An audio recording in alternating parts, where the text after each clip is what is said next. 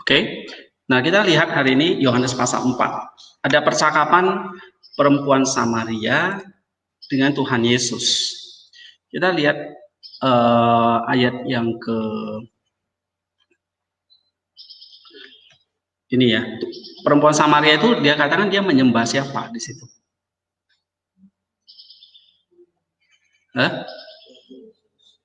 Ayat yang keberapa itu? 19 dulu ya. Kata perempuan itu kepadanya, Tuhan nyata sekarang padaku bahwa engkau seorang nabi. Nenek moyang kami menyembah di atas gunung ini. Tetapi kamu katakan bahwa Yerusalemlah tempat orang menyembah. Jadi pada zaman itu, ada orang yang menyembah di atas gunung. Ada yang menyembah di Yerusalem. Ya. Nah, orang Samaria itu yang menyembah di atas gunung itu. Ya, ayat 20 itu. Oke, yaitu gunung Gerizim ya. Nah, di Yerusalem itu ya Yudaism, bait Allah yang di Yerusalem itu. Tapi Yesus menjawab nih, percayalah kepadaku hai perempuan, saatnya akan tiba kamu akan menyembah Bapa bukan di gunung ini dan juga bukan di Yerusalem. Jadi menyembah siapa? Bapa. Ya. Kamu menyembah apa yang kamu tidak kenal, kami menyembah apa yang kami kenal. Ya, tetapi saatnya akan datang dan sudah tiba sekarang bahwa penyembah-penyembah benar akan menyembah Bapa dalam roh dan kebenaran. Sebab Bapa menghendaki penyembah-penyembah demikian. Ya, Allah itu roh dan barang siapa menyembah Dia harus menyembah dalam roh dan kebenaran. That's it. Itu kekristenan. Menyembah Bapa dalam roh dan kebenaran. Jadi bukan lagi menyembah gunung ini, Yerusalem, tempat suci ini, tempat suci di sana. Ya. Jadi bukan menyembah tempat atau gunung, Yerusalem dan sebagainya. Tapi menyembah siapa? Bapa dalam roh dan kebenaran. Nah, itu artinya menyembah Allah Tritunggal. Menyembah Bapa di dalam roh dan kebenaran. Di dalam roh kudus dan kebenaran itu adalah Kristus. Jadi, menyembah Allah yang satu yang disebut Bapa di dalam roh kudus melalui Kristus. Ya, Allah Tritunggal itu Allah yang disembah ya di dalam Roh Kudus melalui Kristus. Sang Firman itu yang datang yang menyatakan siapa Allah itu. Lalu dia mengajar dalam bentuk doktrin, teologi, ya kan? Akhirnya doktrin teologi itu yang diajarkan oleh Roh Kudus kepada gereja. Nah, gerejalah yang menyembah Allah itu di dalam roh dan kebenaran. Jadi bukan lagi menyembah gunung ini, gunung itu, Yerusalem, ataupun tempat-tempat suci lainnya, ataupun benda-benda berhala lainnya. Gunung itu dianggap sebagai apa? Kayak tempat yang sakral, yang suci. Iya kan? Pada zaman itu. Sekarang juga begitu kan? Gunung Kawi itu dianggap tempat yang sakral. Orang di situ menyembah. Tapi Tuhan Yesus mengatakan, stop, nggak lagi di sana. Bukan lagi di gunung itu, gunung ini. Atau di Yerusalem, atau dimanapun. But, menyembah kepada Allah Tritunggal. Menyembah Bapa dalam roh dan kebenaran. Nah, itu the end of the religion itu. Jadi Kristus datang menghentikan semua penyembahan-penyembahan berhala itu. Jadi, ya, nggak lagi menyembah apa? Gunung, patung, alam, apalagi binatang, ya, atau tempat suci ini Yerusalem dan manapun. Yesus mengatakan bait Allah ini akan saya bangun dalam 3 hari. Siapa bait Allah itu? Dirinya sendiri, di mana dia akan mati, kubur dan bangkit pada hari yang ketiga. Ya kan, kemarin minggu lalu kita belajar bait Allah itu diruntuhkan. Jadi orang itu tidak lagi datang ke Bait Allah, ke Yerusalem untuk menyembah, melakukan ritual, ya, atau ibadah begitu. Nah, itu sudah di end, akhir. Gitu. Kenapa? Karena firman itu sudah ada, kerajaan Allah itu sudah datang. So, kekristenan itu kalau diringkas dalam satu kalimat, firman Allah itu datang, ya kan? Firman Allah itu sudah menjadi manusia, supaya manusia itu bisa apa? Mengenal, menyembah, dan apa? Hidup kekal bersama dengan Allah. Jadi firman jadi manusia supaya manusia bisa menjadi seperti Allah. Nah, itu kekristenan. So, kekristenan itu bukan hanya ya memang dia produk dari manusia ya, karena Yesus datang jadi manusia, dia ngajarin para murid akhirnya membentuk yang namanya komunitas atau gereja, ya kan? Gereja itu melahirkan berbagai macam tradisi, kitab suci, liturgi, ya itu bolehlah dikatakan seperti kalau dari sisi sosiologi agama itu produk budaya. Tapi ini adalah produk budaya atau agama yang kita yakini, kita imani itu menjadi the end of the religion. Karena apa? Karena Tuhan sendiri yang datang berinkarnasi jadi manusia, supaya manusia itu apa? Menyembah Allah yang sejati, menyembah Bapa dalam roh dan kebenaran. Itu kekristenan. Jadi kalau firman itu tidak datang jadi manusia lalu memberitahukan tentang Yohanes 4 ini, apa yang terjadi? Manusia masih menyembah gunung ini, gunung itu enggak? Masih ke tempat-tempat suci enggak? Yerusalem misalnya? Masih. Ya. Nah, so Christianity is the end of the religion. The liturgy is the end of the cult. Cult itu maksudnya sekte-sekte penyembahan. Nggak ada lagi. Jadi Yesus bilang, sudah saatnya akan datang dan sudah tiba sekarang. Ya, bahwa penyembah-penyembah yang benar akan menyembah siapa? Bapa. Itulah Allah yang Esa itu, tapi di dalam roh dan kebenaran. Ya, dalam roh itu berarti di dalam ajaran yang diajarkan oleh Roh Kudus. Oke? Dan kebenaran yang berasal dari kebenaran, yaitu dari Kristus itu. Sebab Bapa, yaitu Allah itu menghendaki penyembah-penyembah yang demikian. Kayak gitu. Ya, that's our religion. Itu agama kita.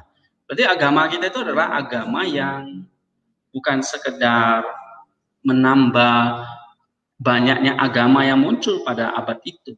Ya, sebelum Kristus datang sudah ada agama apa? Sudah ajaran apa? Taoisme sudah muncul, Buddhism itu sudah muncul, Konghucu itu sudah ada. Judaism apalagi? Ya kan? Hellenism itu sudah ada. Oke?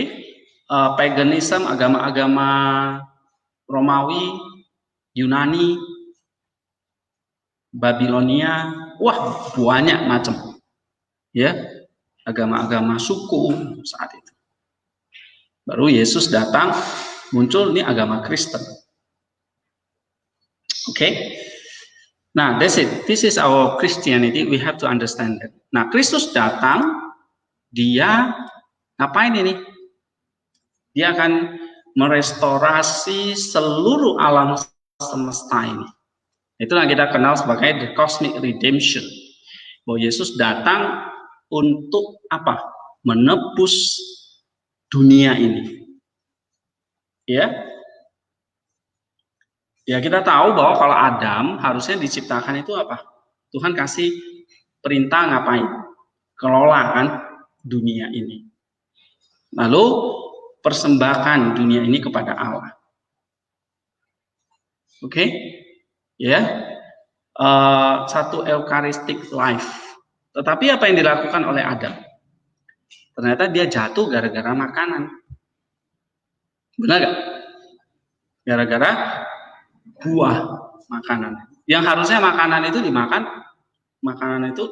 manusia bisa terus hidup dan memuliakan Allah kan. Tetapi gara-gara makanan juga manusia itu bukan memuliakan Allah tetapi melawan Allah. Ya, sehingga dunia ini jatuh dan manusia kehilangan kehidupan eukaristik tadi, kehidupan yang mengucap syukur lagi kepada Allah.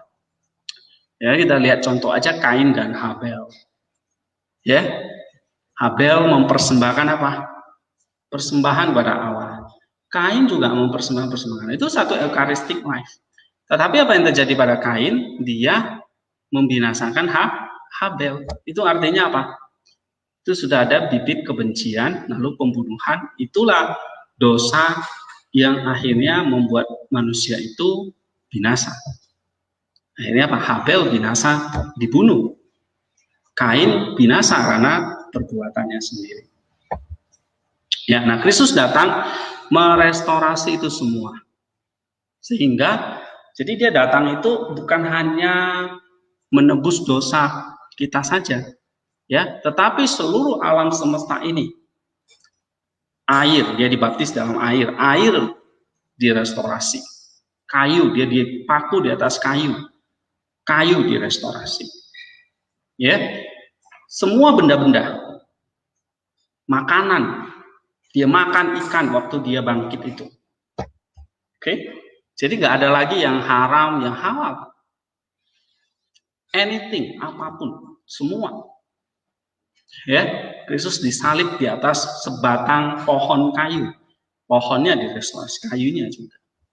Oke, nah kita sekarang menikmati perjamuan kudus dari air anggur. Anggur itu apa? Dari tanaman anggur. Alam, hasil alam. Ya, lalu apa? Roti dari gandum. Hasil dari alam. Itu semua sudah ditebus oleh Kristus dan sekarang dikembalikan lagi kepada manusia. Kamu kembali lagi jadi kayak Adam yang pertama itu, kembali lagi hidup mempersembahkan semua apa yang sudah Tuhan tebus itu, persembahkan dalam ucapan syukur kepada Allah. Ya, sehingga semua aspek hidup manusia itu adalah apa? Ucapan syukur kepada Allah, Eucharistic life itu. Apapun yang kamu kerjakan sekarang.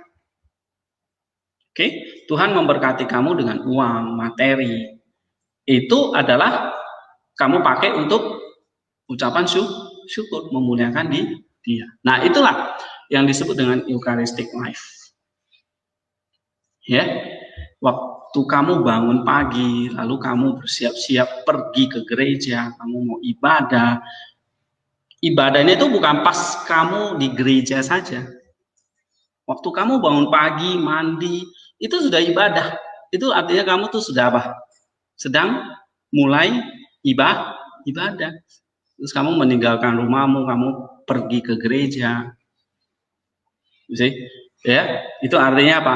Sebagai kayak satu simbol kamu meninggalkan dunia ini, kamu mau ke kerajaan Allah, ke rumah Allah gitu. Ya, and then kamu mempersembahkan, ya kan, suaramu. Kamu mempersembahkan apa lagi? Mungkin sebagian berkat materi yang kamu terima. Kamu mempersembahkan tenagamu. Kamu melayani. Itulah liturgia. Liturgia itu apa? The work of the people. Kerja dari semua orang. Itu liturgi. Ya, kamu terlibat di dalam semua pekerjaan Allah. Kamu mempersembahkan apa? Uangmu, materimu, tenagamu. Itu semua apa? Yang sudah ditebus oleh Kristus. Nah, kamu seperti kayak Adam itu loh. Yang pertama, kembali lagi, kamu pakai itu semua untuk memuliakan Dia. That's it. Jadi liturgi itu kayak semacam satu drama mengingatkan kita lagi kekristenan itu seperti apa. Kekristenan itu adalah kamu ditebus ya dari dosa, Dari kematian, dari hukum Taurat, dari iblis, ya. Bukan hanya dirimu, semua alam semesta ini sudah ditebus oleh Kristus. Nah, kamu pakai itu untuk kembali lagi memuliakan Dia. Nah, ada saatnya hari Minggu kamu pergi ibadah, itu kembali mengingatkan kita lagi ya. Kamu keluar dari rumah, akan ke mana? Ke gereja. Mengingatkan kamu lagi bahwa hidup kita itu nanti akan meninggalkan dunia ini, akan menyatu dengan Allah. Lalu kamu di dalam rumah Allah, kamu bernyanyi, kamu memuji Dia. Begitulah nanti dalam kerajaan surga, di surga kita itu memuji Dia. Holy, holy, holy itu. Seperti malaikat yang terus memuji Allah. Maka dalam liturgi gereja itu non-stop itu ya harusnya. Terus ada yang nyanyi. Oke, and then kamu nyanyi. Ya, kamu nyanyi, ibarat itu kamu menyanyi bersama apa? Malaikat. Ya, memuji Dia, memberikan suaramu, mengucap syukur kepada Dia. Lalu kamu terlibat dalam pelayanan, memberikan suaramu, membagikan tenagamu, pengetahuanmu, ya. Apalagi kalau dalam liturgi itu kan kita kerjasama semua. Oke? Lalu kamu diutus pulang. Diutus lagi kembali ke dunia. Kamu pulang ke rumah. Untuk apa? Menjadi saksi. Ya? Gitu. Nah, waktu kamu ikut liturgi, kamu makan tubuh dan darah Kristus. Ulang terus tiap minggu. Kenapa kok mesti di repetition, diulang. Ya, ulang itu bukan sesuatu yang membosankan. Karena gimana pun Tuhan menciptakan dunia ini seperti pengulangan aja semua. Ya, kata Salomo, tidak ada hal yang baru di bawah matahari ini. Bumi diciptakan mengelilingi matahari dalam 1 tahun. Nanti tahun berikutnya keliling lagi pada jalur yang sama. Itu aja kok muternya. Bumi alam semesta ini. Ya kan? Maka hidup kita itu kan juga hidup pagi. Nanti besok pagi lagi, malam, pagi lagi, terus repetition. Ya. Nah, misalnya kayak Natal, tahun ini Natal, tahun depan Natal lagi. Tahun ini Paskah, tahun depan Paskah lagi. Repetition. Ya, kita ibadah juga begitu kan. Nah, tetapi apakah itu hal yang membosankan? Kayak kamu hari ini makan nasi, emang besok makan apa? Hamburger. Enggak kan? Nasi lagi, besok nasi lagi gitu. Ya di mana-mana begitu. Orang bule juga gitu. Hari ini makan apa mereka? Ya besok diulangi lagi. Kita sama. All is about repetition in the world, di dalam dunia ini. Tetapi kita adalah repetition yang terus again dan again, lagi dan lagi itu mengingatkan kita bahwa kita terus memberikan persembahan-persembahan itu. Nah, kalau kita melihat hidup kita dari sisi eukaristik, gak ada yang bosan. Tuhan terus kita berikan persembahan kita. Oke, suara kita, hidup kita, tenaga kita, talenta kita berikan tiap hari. Again, lagi dan lagi. Itu in the joyful, dalam sukacita. Ya. Jadi repetition itu bukan membosankan, tetapi membuat kita makin bersukacita mengikuti Tuhan. Paskah, tahun depan kita buat Paskah lagi. Misalnya ini udah dekat Natalan, ini Natalan lagi.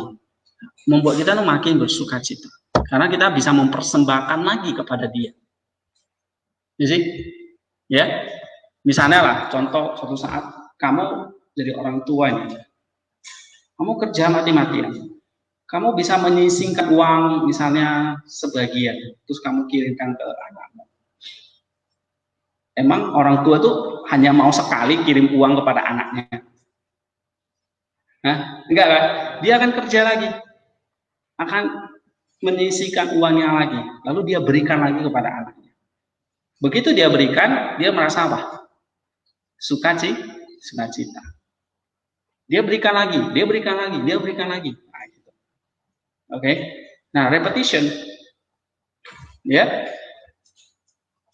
Tapi dalam sukacita. That's our life, ya. That's the Christianity. Oke. Tapi di dalam kehidupan ini, ya, Ini kata Sneman,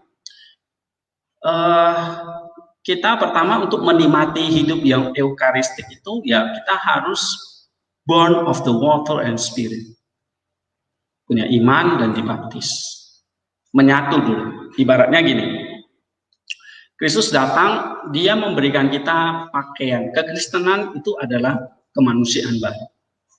Christianity is a new humanity in Christ. Jadi kalau ditanya, kekristenan itu apa? Kalian bisa menjawab gini, kemanusiaan baru di dalam Kristus. Artinya apa? Kristus datang, dia berinkarnasi, memberikan kita natur manusia. Natur manusia itu maksudnya kemanusiaan kita yang diperbaharui, yang baru. Bukan satu kemanusiaan yang lain lagi, enggak, sama manusia, kemanusiaan. Kemanusiaan Adam itu, cuma kemanusiaan Adam itu apa? Diperbaharui. Saya pernah beri ilustrasi, kemanusiaan Adam itu robek, bajunya robek. Kristus datang, apa? Menambalnya. Itu kekristenan. Jadi kekristenan itu baju. Baju dibuat ngapain? Supaya semua manusia bisa pakai baju baru itu. Kan kamu misalnya buat baju hanya buat digantung aja, dilihat-lihat doang, enggak kan? Kamu mau apa? Baju itu kamu bisa pakai atau orang lain pakai, ya kan? Nah, kekristenan itu adalah baju baru dari Allah. Ya, berarti Kristus datang menggantikan kemanusiaan yang lama itu menjadi yang baru. Nah, waktu kita pakai, kita menjadi manusia baru. Berarti kemanusiaan itu, kekristenan itu datang untuk apa? Mengubah manusia ini. Manusia ini siapa? Yaitu jiwa, tubuh, ya kan? Roh dan tubuh ini yang harus diperbarui. Diperbarui mulai dari mana? Mulai dari water and spirit. Dari air dan roh. Yesus bilang kalau kamu tidak lahir dari air dan roh, kamu tidak akan pernah masuk dalam kerajaan surga. Artinya kamu nggak bisa ikut di dalam Eucharistic life itu. Jadi, berarti lahir dari air dan roh itu apa? Kamu perlu beriman dan dibaptis di dalam Kristus. Itulah sebabnya di dalam gereja ada sakramen apa? Baptisan. Ya, ada sakramen baptisan. Kamu artinya bajumu yang rusak itu kamu tambal. Kamu pakai baju baru sekarang, kemanusiaanmu baru. Supaya kemanusiaan baru itu roh Allah itu tinggal di dalam kamu. Itulah lahir dari roh, air. Air itu dibaptis, lahir dari roh itu berarti Roh Kudus dimeteraikan di dalam kamu. Dia lahir dari hati, dalam hatimu, dia tinggal di dalam hatimu. Ya kan? And then habis itu kamu mulai apa? Kamu mulai mempraktikkan, ini the mystery of love. Kamu mulai mempraktikkan, mulai menikmati hidup yang sesuai dengan natur dari manusia baru. Itu apakah? Kasih. Karena Allah adalah kasih. Sehingga kalau kita memakai kemanusiaan yang baru itu, berarti natur kita adalah naturnya kasih. The mystery of love itu. Ya, kamu misalnya kamu nikah nih. Di dalam pernikahan itu adalah sakramen. It means that apa? Kalau kamu menikah itu bukan sekedar kamu hanya prokreasi, ya, lahir banyak anak untuk orang tuamu atau untuk kamu gitu, atau untuk mewarisi harta kekayaanmu, enggak. Tapi pernikahan itu apa? The mystery of love. Itu pernikahan itu seperti kayak Kristus dengan gerejanya. Berarti hubungan kita dengan suami dan istri itu seperti Kristus dengan gerejanya. Apa yang terjadi Kristus dengan gerejanya? Di situ ada penyalipan, ada penderitaan, ada apa namanya? Penderitaan, penyalipan, kematian, kebangkitan, ya kan? Berarti di dalam pernikahan orang Kristen itu ada apa? Ada penyalipannya nggak? Ada. Ya, gimana suami istri itu mencintai di dalam kasih Allah itu ada saling apa? Mengalah. Nggak mau menang sendiri. Kalau dulunya suka hambur-hamburkan uang kan. Kalau kamu nikah nggak bisa lagi, kayak kamu masih lajang gitu loh ya. Kamu harus menyisihkan apa, uangmu untuk istrimu, untuk anakmu. Nggak bisa lagi kamu dapat sejuta habis buat kamu, ya kan?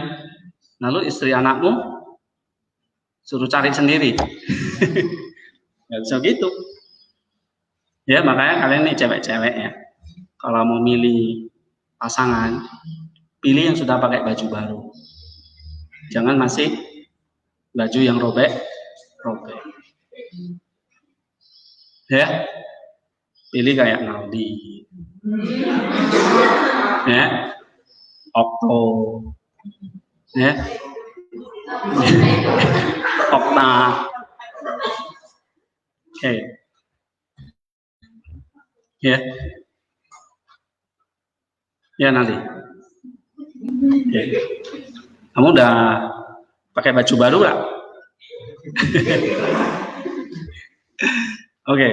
Nah itu jadi dalam pernikahan itu kayak kita apa namanya ya, benar-benar mempraktikkan ya apa yang Kristus alami. Itu dalam pernikahan. Apa yang Kristus alami? Penyalipan. Kita akan mengalami penyalipan itu setelah kita lahir baru. Menyalipkan manusia lama kita. Ya, misalnya dalam konteks keluarga. Oke. Dalam konteks apa lagi? Pelayanan. Ya. Maka kalau di gereja dulu, di gereja-gereja mula-mula itu kan ada penapisan ya kan, tumpang tangan, penapisan tangan. Kalau orang itu mau dilantik, diorden jadi bishop, jadi diaken, itu ada sakramennya. Ya, sekarang juga begitu gitu. Ya, bahkan dalam pelayanan kita mengalami seperti apa yang Kristus alami. Rasul Paulus contohnya, dia mengalami apa? Banyak penderitaan. Kita bisa lihat contoh kehidupan rasul-rasul. Ya, makanya kalau kita mengatakan, aduh saya udah melayani Tuhan, udah capek gitu loh. Kenapa kok dapatnya kayak gini? Nah, kita belum ngerti. Ya, bahwa Kristus sudah menebus kita, dalam pelayanan pun itu adalah satu ucapan syukur. Oke, kita bisa memberikan apa kepada Kristus dalam pelayanan itu. Walaupun kita bisa mengalami yang namanya penderitaan. I think kalian sudah tahu ya, kalau baca tentang saints itu banyak sekali. Ini the mystery of love semua. Ya, dalam keluarga, dalam pelayanan, bahkan mungkin waktu kita apa namanya sakit, ya,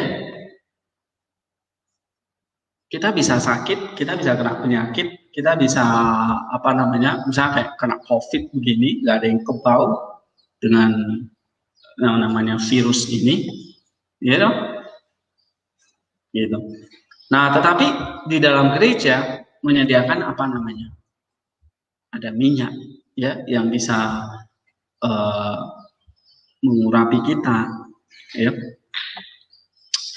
Nah, kalau kita baca buku ini, jadi kita mengerti sekali bahwa kehidupan kita itu adalah kehidupan sakramental. Ya, ada lahir barunya, baptisan. Dimeteraikan oleh Roh Kudus. And then kita mulai apa namanya? Mulai mengucap syukur, ikut perjamuan kudus. The mystery of love itu, eukaristik ini. Ya. Kita mulai terus ikut apa namanya? Liturgi. Kita diingatkan terus bahwa Tuhan datang itu menyerahkan tubuh dan darahnya. Lalu kita makan dan kita minum, dan ini terus merestorasi diri kita. Jadi waktu kamu lahir baru, bukan berarti kamu tuh stop bertumbuh. Kamu akan terus bertumbuh. Ya, dengan apa? Dengan obat dari Kristus. Dia akan terus menyembuhkan luka-luka kita. Sama seperti lah, kamu tuh ke dokter, terus kamu dioperasi. Sembuh, enggak langsung. kamu akan disuruh lagi ke sana lagi, cek rawat jalan gitu. Ya kan? Sampai mungkin bisa berapa kali ya kan? Tergantung lukanya atau sakitnya. Sampai kamu baru dinyatakan sembuh. Sama seperti kita lahir baru, kita perlu terus datang kepada Eukaristik ini sampai kita sembuh, ya. And then sampai kita dewasa, mungkin kita melayani Tuhan, kita menikah, itu semua adalah ucapan syukur kepada Allah. Jadi saudara semua, jadi saya bahas sedikit ya tentang Senin ini. Kaitannya tadi dengan pelajaran kita hari ini adalah, saudara, lihat the whole picture-nya adalah bahwa dunia ini pertama memang jatuh ke dalam dosa. Dunia ini diciptakan Allah, pertama penciptaan. Diciptakan oleh Allah itu memang supaya manusia itu apa? Hidup komunion bersama dengan Allah. Tuhan kasih alam semesta ini supaya manusia itu kelola dan memuliakan Dia. Tetapi karena fall, jatuh dalam dosa, akhirnya manusia tidak bisa lagi memuliakan Allah. Ya, dia kehilangan kemuliaan Allah. And then ada redemption, ya kan? Kristus datang merestorasi itu semua. Sampai nanti kita apa? Mengalami theosis atau pengilahian. Ya. Nah, ini the whole picture of the Christianity. Creation, fall, redemption, and then theosis. Ya. So the poinnya adalah obedience kita adalah, mari kita lihat ya kata sentimen ini, Christ has redeemed everything in the world. Sudah menebus segala sesuatu di dunia ini. Ya. Nah, pakailah itu sebagai satu hidup yang kita persembahkan kepada Allah. Ya, maka dalam Roma pasal 12 itu kan Paulus ngomong apa? Persembahkanlah hidupmu sebagai sesuatu persembahan yang hidup dan berkenan. Persembahan itu artinya apa sih? Itu satu kehidupan yang sakramental, yang eukaristik, yang liturgikal. Artinya apa? Satu kehidupan yang memang kita berikan dalam ucapan syukur kepada Allah. Itu eucharistic life. Ini amazing sekali ya. Kalian bisa baca-baca buku ini ya.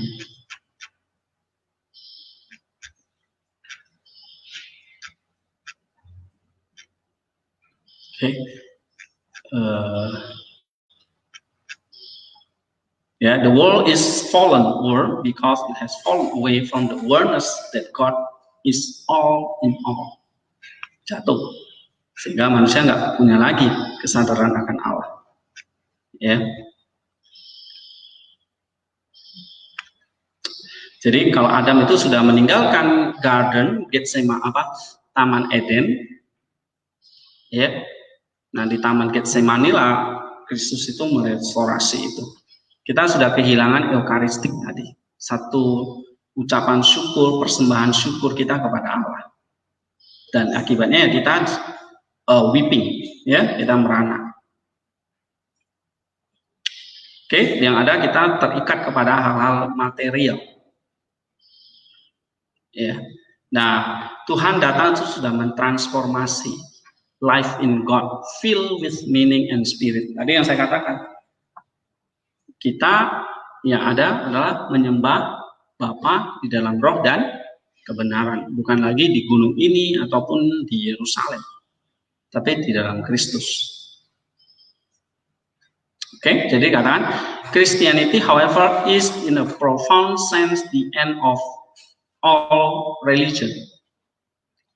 Ya, kekristenan itu adalah the end of all religion, karena nggak ada lagi. Kita cuma diajak menyembah Bapa dalam roh dan kebenaran, bukan lagi ajaran-ajaran menyembah gunung ini ataupun tempat ini, tempat itu, agama ini, agama itu, gitu ya. Oke, sebab apa? In Him, di dalam Kristus is the end of religion, because Kristus sendiri adalah jawaban terhadap semua agama. Jadi kalau agama itu mengajarkan sembah gunung ini, atau agama ini mengajarkan ibadah di tempat ini. Nah, Kristus mengatakan menyembah Bapa di dalam Dia. Nah, itu adalah Dia adalah jawaban dari semua agama. To all human hunger for God. Menjadi jawaban terhadap semua kelaparan manusia akan Allah. Ya, because in Him, karena di dalam Dia, the life that was lost, kehidupan yang awalnya hilang oleh karena Adam, nah sekarang secara simbolik itu direstorasi, dipulihkan. Apa yang dia pulihkan? Kemanusiaan tadi. Ya, makanya dia datang harus memakai kemanusiaan Adam, supaya kemanusiaan Adam itu dipulihkan, sehingga manusia kembali lagi bisa menyembah Bapa dalam roh dan kebenaran. Ngerti? Gitu. Ya. So, di ini adalah apa? Kalau saya tanya, what is the Christianity? Apa itu kekristenan?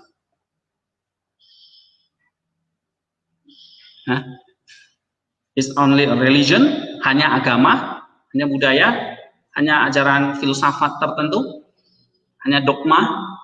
No. Ya, kekristenan itu apa? Tadi saya katakan, Kristus, firman yang berinkarnasi jadi manusia, supaya manusia itu bisa menjadi seperti Allah. Berarti apa? Semua agama, ajaran itu semua direstorasi oleh Kristus. Contoh tadi orang Samaria, orang Yahudi, ya kan? Semua orang Samaria itu mewakili apa? Non-Yahudi. Ya, Paulus contoh dia mewakili orang non-Yahudi, agama Helenis, ya kan? Orang-orang Farisi Yahudi. Saat itu dibedakan, dunia itu dibagi dua, Yahudi dan non-Yahudi, Yahudi dan Yunani maksudnya. Jadi baik Yahudi dan Yunani itu semua direstorasi di dalam Kristus. In Him, the life itu was restored to man.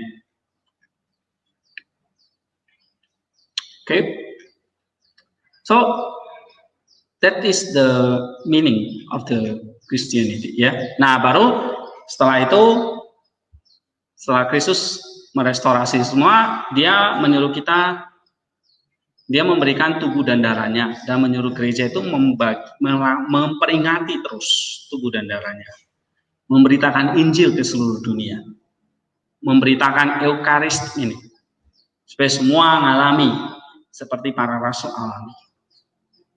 Ya, jadi kita mendapat apa namanya, the fulfillment of joy tadi. Oke, kita mendapat sukacita yang penuh seperti Rasul Paulus, ya, seperti para rasul yang lainnya. Jadi Kristus datang, sukacita manusia, kelaparan manusia, kerinduan manusia, semuanya itu pada akhirnya terpenuhi. Jadi Kristus itu kayak semacam penggenapan dari semua apa yang Tuhan cari. Misalnya apa yang Lao Tzu cari, ya, apa yang ini cari. Nah, ini semua penggenapannya di dalam Kristus. Oke. Nah, kalian saya dorong untuk baca buku ini, ya. Nah, sekarang kita lanjut tentang Buddhism, ya. Agama Buddha atau Buddhisme ini adalah agama terbesar keempat di dunia, ya, dengan lebih dari 520 juta pengikut, ya, untuk populasi dunia, atau 7% dari populasi dunia. Oke, jadi besar ya, banyak penganutnya ini. 7%. Nah, agama Buddha meliputi beragam tradisi, keyakinan, kepercayaan, dan praktik spiritual yang sebagian besar berdasarkan pada ajaran-ajaran awal yang dikaitkan dengan Buddha dan menghasilkan filsafat yang ditafsirkan. Jadi nanti kita lihat tadi ya, tadi saya katakan di sini, you look at that dalam Yohanes pasal 4 tadi, ya. Nanti kita lihat di dalam Buddhism bagaimana dia mengajarkan untuk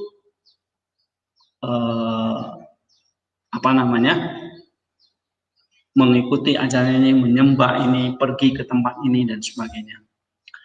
Nah, yang dikatakan oleh Kristus tadi apa? Itu sudah sudah di dalam Kristus. Jawabannya itu sudah di dalam dia semua. Dia sendiri adalah the answer to all religion. Ya, tetapi kita melihat, nanti kita melihat agama-agama ini dari kacamata apa? Kristus. Itu maksud saya. Sehingga kita perlu tahu agama-agama yang ada di dunia ini, tapi kita melihatnya dengan pandangan yang sudah berbeda. Ya. Nah, kita perlu tahu secara objektif apa yang sebetulnya Buddha itu ajarkan. Nah, ini yang kita mau bahas. Lalu nanti bagaimana kekristenan memandangnya. Ya. Nah, misalnya di dalam kitab Dhammapada, ya. Minggu lalu saya pernah bahas, ya kan? Misalnya tentang pikiran. Ya, nah dikatakan di dalam Dhammapada, ya, Dhammapada Cittavagga, yaitu tentang pikiran, bab yang ketiga ya. Dia katakan pikiran itu mudah goyah dan tidak tetap. Pikiran susah dikendalikan dan dikuasai. Orang bijaksana meluruskannya, bagaikan seorang pembuat panah meluruskan anak panah. Atau bagaikan ikan yang dikeluarkan dari air dan dilemparkan ke atas tanah, pikiran itu selalu menggelepar. Karena itu cengkraman dari marah harus ditaklukkan.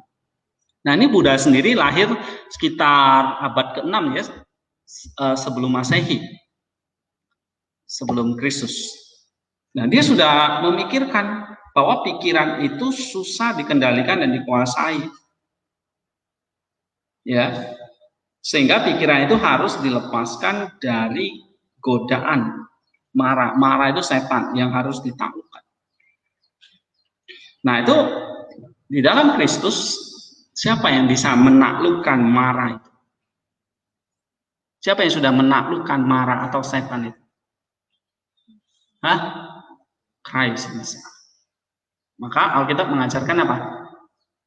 Milikilah pikiran Kristus.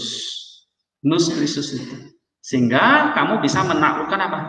Pikiranmu yang liar tadi. Ya, dengan cara meditasi, hesychasm.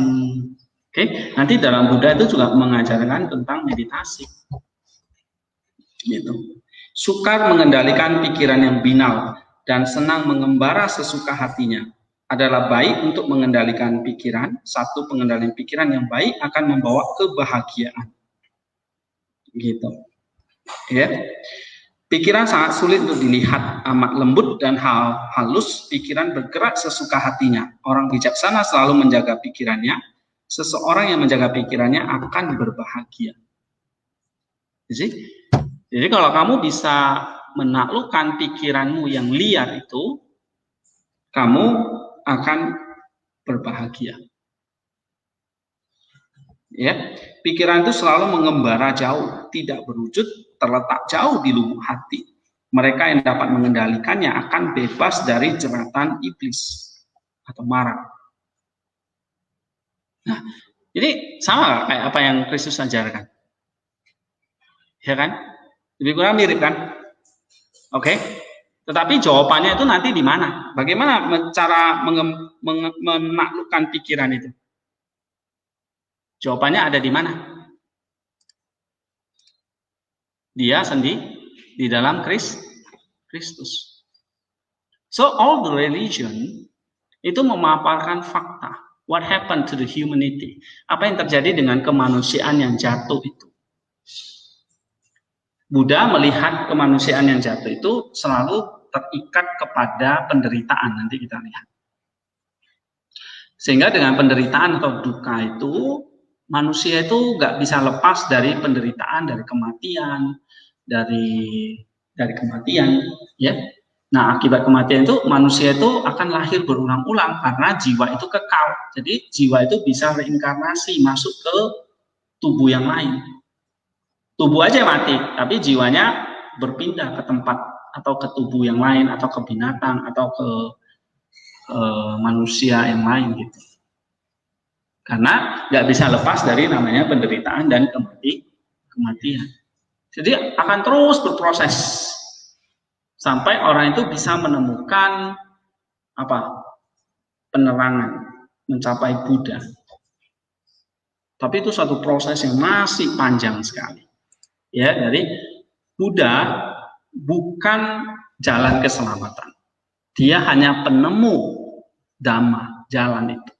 Sehingga dia ajarkan kepada umatnya, ini loh kalau kamu mau mencapai keselamatan atau Buddha, ini jalannya. Dhamma namanya. Ya, atau ajaran. Tapi Buddha sendiri bukan jalannya itu. Dia hanya penemu lalu mengajarkannya kepada umatnya, kepada manusia. Ya. Nah, jalannya misalnya yang kita tahu di sini salah satu bagaimana mengendalikan pikiran. Gitu. Nah, nanti dia akan ngajak kita, pikiran itu dikuasai oleh nafsu, kebencian. Ya, pikiran itu tidak teguh. Orang yang pikirannya tidak teguh, tidak mengenal ajaran yang benar, yang keyakinannya selalu goyah, orang seperti itu tidak akan sempurna kebijaksanaan. Nah, itu semua ajaran-ajaran di mana memang lahir dari natur manusia yang sudah jatuh tadi. Jadi dia hanya Buddha itu memaparkan satu kebenaran, apa yang dia temukan tentang keadaan manusia yang di dalam kemanusiaan yang sudah jatuh. That's the fact. Benar. Jadi kalau kita baca kitab Dhammapada itu, benar nggak? Kalau saya katakan pikiran itu dikuasai oleh nafsu dan kebencian, ya, orang yang pikirannya tidak dikuasai oleh nafsu dan kebencian, yang telah mengatasi keadaan baik dan buruk di dalam diri, orang selalu sadar seperti itu, tidak ada lagi ketakutan. That's true. Karena itu memang satu keadaan manusia yang sudah jatuh dan dia paparkan. Tapi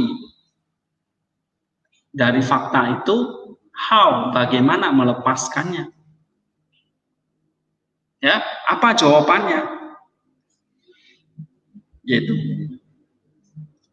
Oke. Bukan dengan pertolongan ibu, ayah, ataupun sanak keluarga, namun pikiran diarahkan dengan baik yang akan membantu dan mengangkat derajat seseorang. Jadi kamu yang harus bisa mengendalikan pikiranmu, bukan orang lain. Itu benar gak? Benar.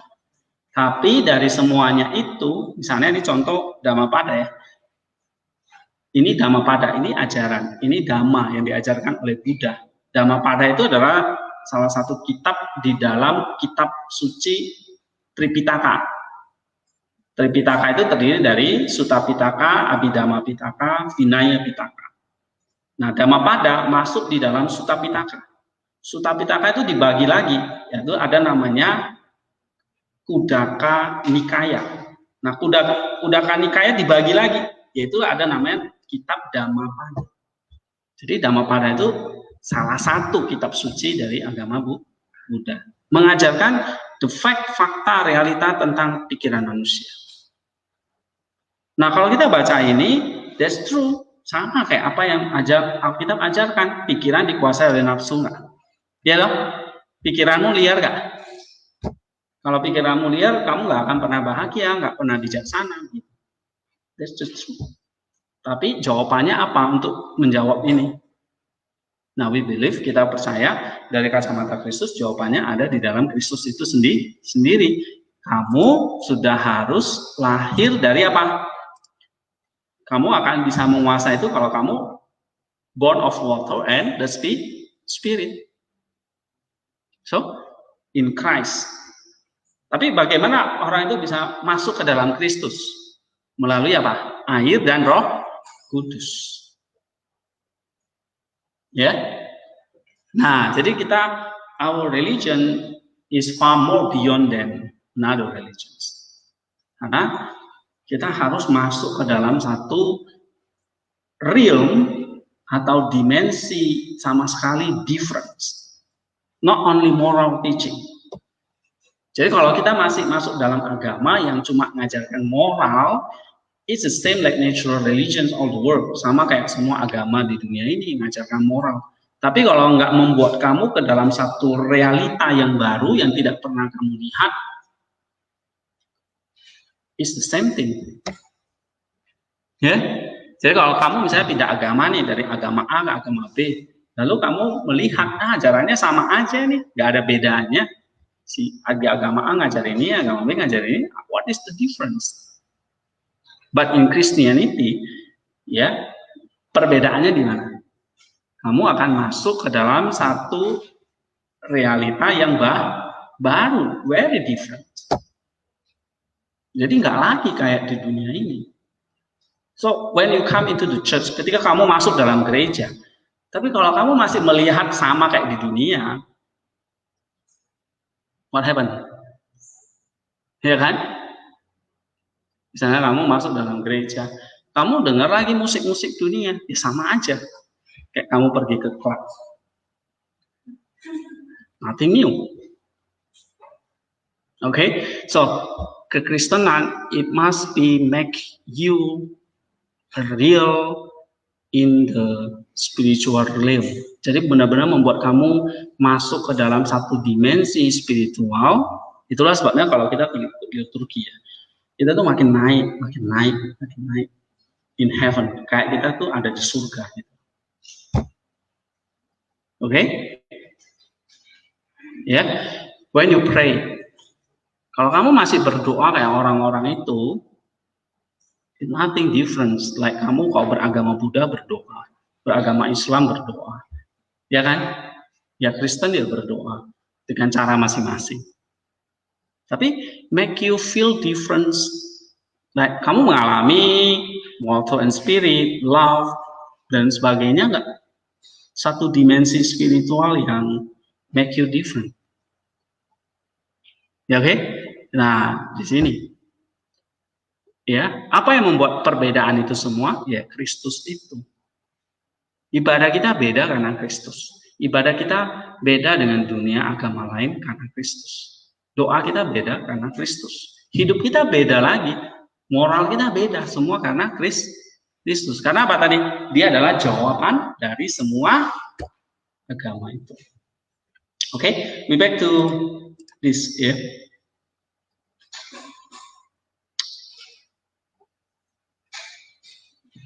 Nah, agama Buddha lahir di India kuno sebagai satu tradisi Sramana, ya, sekitar abad ke-5 dan 4 sebelum Masehi, sebelum era Kristus, ya.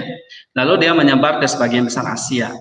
Dia dikenal oleh para umat Buddha sebagai seorang guru yang telah sadar atau tercerahkan, yang membagikan wawasannya untuk membantu makhluk hidup mengakhiri penderitaan mereka, ya. Melenyapkan ketidaktahuan atau moha, keserakahan, loba, kebencian atau kemarahan, itu dosa.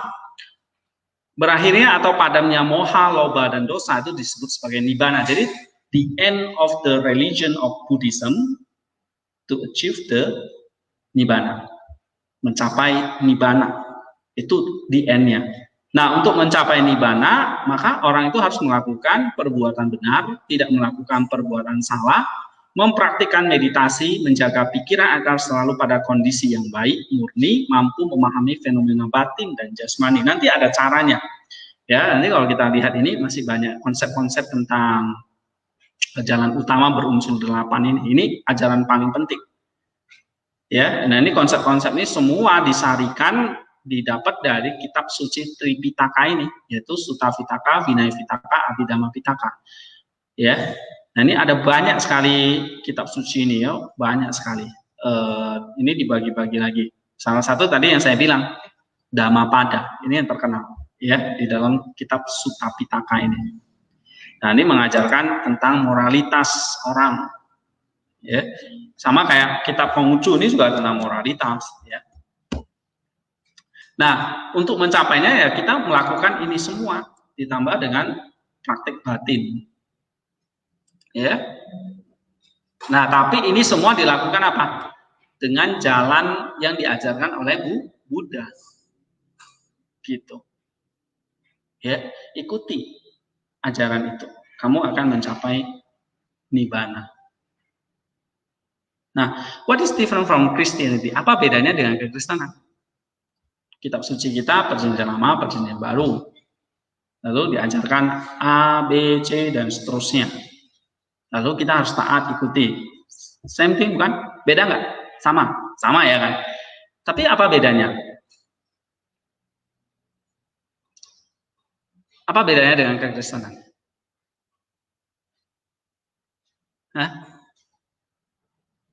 Tadi yang saya katakan kan, make you enter the new spiritual realm. Ya kan? Gitu. Kamu, misalnya ya, kamu beragama Kristen dengan saudaramu, misalnya dalam satu rumah ada yang beragama Islam atau Buddha gitu ya. Kamu lihat kira-kira kehidupannya same thing or different gitu. Ya kan? What is the difference? Apa yang beda?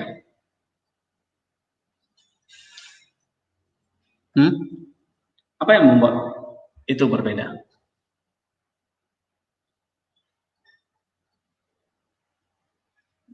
Oke.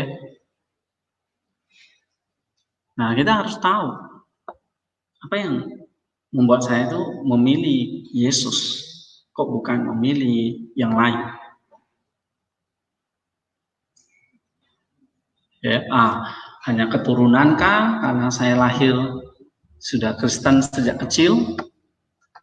Atau kekristenan itu membuat kamu itu mengalami satu tadi, Eucharistic life. Born of water and spirit, ya kan? Kamu lahir dari air dan roh, and then you enter the new spiritual life. Satu kehidupan yang sama sekali, very different. Ya. Nah, kita lanjutkan di sini. Ada dua aliran utama dalam Buddhisme yang masih ada yang diakui secara umum oleh para ahli. Ada aliran namanya Theravada. Ya, ini aliran para sesepuh, artinya aliran yang ortodoks gitulah ya di dalam Buddhisme. Lalu Mahayana, kendaraan agung. Lalu ada aliran Vajrayana. Ini satu ajaran dihubungkan dengan Siddha India, dapat dianggap sebagai aliran ketiga atau hanya bagian dari Mahayana. Jadi tiga aliran besar ya, yaitu Theravada, Mahayana, dan Vajrayana. Ya, Theravada mempunyai pengikut yang besar khususnya di negara Sri Lanka dan Asia Tenggara. Ya, termasuk di Indonesia itu cukup banyak. Mahayana itu kebanyakan di dalam tradisi di Asia Timur. Ya, Mahayana. Asia Timur itu kayak di negara mana? Cina, Jepang, Korea, ya, itu banyak di sana. Atau I think yang paling banyak memang di Cina, Jepang, dan di situ ya. Kemudian ada Buddhism Tibet. Nah, ini sebenarnya bagian dari aliran Vajrayana ya.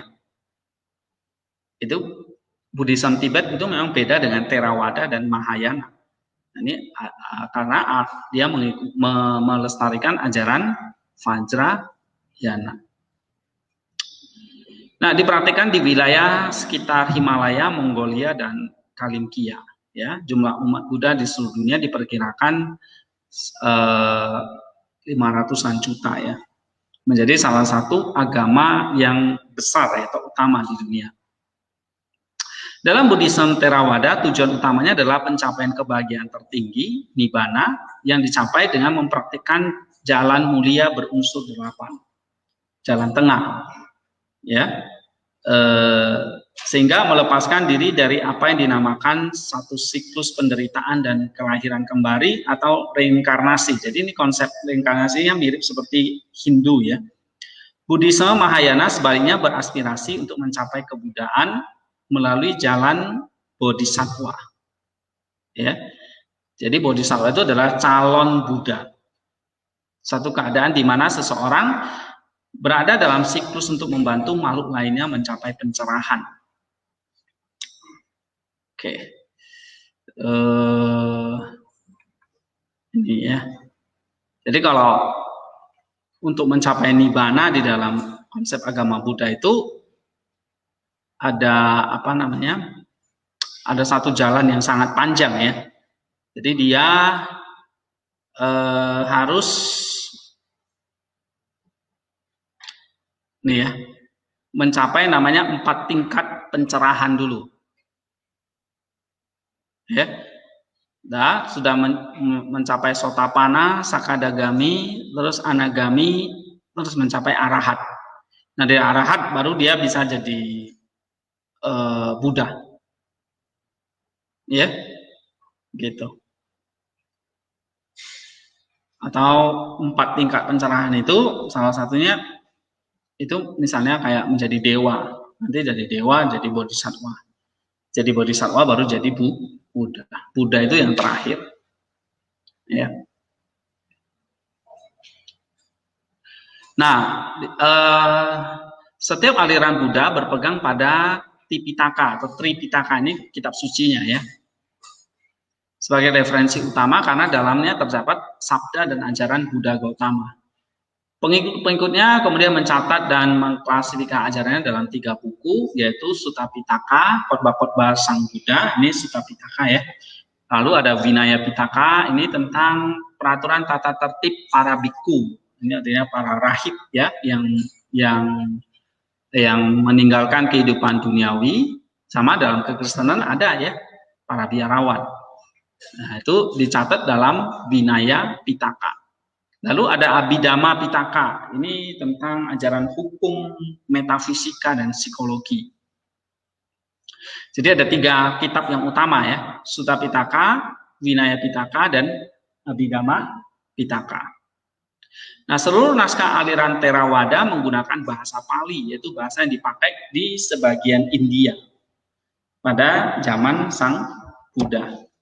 Ya. Nah, ini pakai apa? Bahasa Pali. Kemudian kita lihat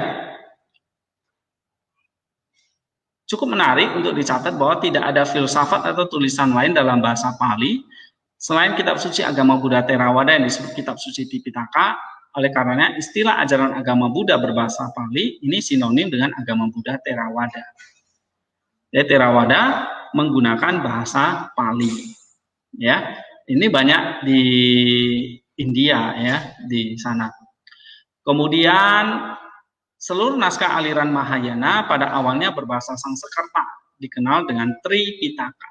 Jadi kalau Tipitaka itu bahasa Pali, bahasa Sanskertanya Tripitaka. Nah, Tripitaka ini atau bahasa Sanskerta ini banyak dipakai oleh aliran Mahayana. Ya. Nah, akar filosofisnya Buddhisme terletak pada pemikiran religius dari India kuno selama paruh kedua dari milenium pertama. Pada masa tersebut, ini adalah satu periode pergolakan sosial dan keagamaan dikarenakan ketidakpuasan yang signifikan terhadap pengorbanan dan ritual-ritual dalam Brahma Wisma Weda, ya, dalam agama Hindu. Tantangan muncul dari berbagai kelompok keagamaan asketik dan filosofis baru yang memungkiri tradisi Brahmanis dan menolak otoritas Weda dan para Brahmana. Kelompok-kelompok ini dikenal sebagai Sramana, merupakan kelanjutan dari sebuah untaian pemikiran India yang bersifat non-Weda dan terpisah dari Brahmanis Indo-Arya. Jadi sebetulnya ini satu revolusi atau perubahan agama dalam Hindu ya. Para ahli memiliki alasan untuk percaya bahwa ide-ide tentang samsara, karma, moksa itu sebetulnya juga ada di dalam agama Brahmin ya, atau agama Hindu. Jadi kayak ada karma, ada kelahiran kembali, itu dalam Hinduisme juga ada. Ya. Oke. Nanti kalian bisa baca sendiri ya. Nah, sekarang kita masuk doktrin dasar ajaran Buddha. Ya, doktrin dasar ajaran Buddha, ajaran-ajaran dasarnya ya. Nanti setelah sesi yang kedua kita lihat satu gimana tentang riwayat Sang Buddha Gautama, itu menarik ya. Ada videonya nanti saya tunjukin. Tapi kita lihat ajaran dasarnya dulu, doktrin-doktrin dasar yang dipercaya dalam agama Buddha itu. Yang pertama adalah Triratna atau Tiratana. Ya, Triratna atau Tiratana itu kan tri itu 3, ratana itu artinya permata atau mustika. Oh, ini ada di sini ya. Tiratana sebentar. 3 corak umum ini ya. 3 mestika ini. Nah, oke, 3 mestika itu yaitu Buddha, Dharma, dan Sangha. Buddha ini diartikan sebagai Buddha Gautama, sebagai guru. Ya, artinya dia menemukan jalan keselamatan itu. Dhamma ini adalah ajaran Buddha, istilahnya Dhamma. Dan yang ketiga Sangha, ini kayak gerejanya dalam agama Buddha lah. Ya, seringkali dikaitkan sebagai pengawal dan pelindung Dhamma. Sangha adalah satu persaudaraan suci orang-orang yang telah mencapai tingkat kesucian, Sotapanna, Sakadagami, Anagami, Arahat. Oke, jadi Tiratana itu bunyinya gini: Buddham saranam gacami, Dhamma saranam gacami, Sangham saranam gacami, Dutiyampi Buddham saranam gacami, Dutiyampi Dhamma saranam gacami, Dutiyampi Sangham saranam gacami. Ini bacaan Tiratananya dalam bahasa Pali. Tatiyampi Buddham saranam gacami, Tatiyampi Dhammam saranam gacami, Tatiyampi Sangham saranam gacami. Ya, jadi ini 3 mestika Buddha. Apa? Buddha, Dhamma, dan Sangha. Buddha itu ada 3. Sama Sambuddha ini manusia Buddha. Seperti Siddhartha Gautama manusia, tapi bisa jadi Buddha. Itu namanya sama Sambuddha. Paceka Buddha, lalu Sawaka Buddha. Ya. Dhamma ini dibagi Pariyati Dhamma, Pati-pati Dhamma. Nah, Pariyati Dhamma ini yang tercatat dalam Tripitaka. Oke, Tripitaka ini dibagi lagi, ada Sutta Pitaka, Abhidhamma Pitaka, ya, Vinaya Pitaka. Jadi 3.